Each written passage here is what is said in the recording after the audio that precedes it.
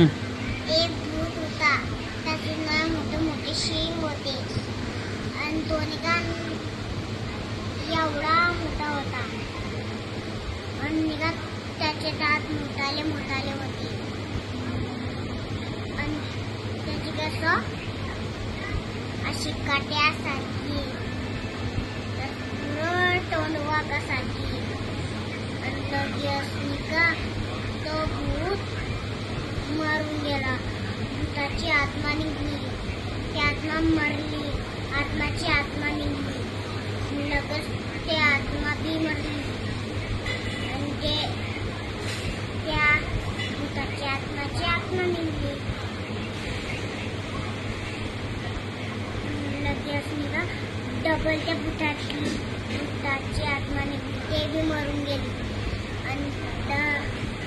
आणि सगळ्या दुनियामध्ये फिरत होती ते आणि भूतनं सजलं तेव्हा ही आत्मा आहे.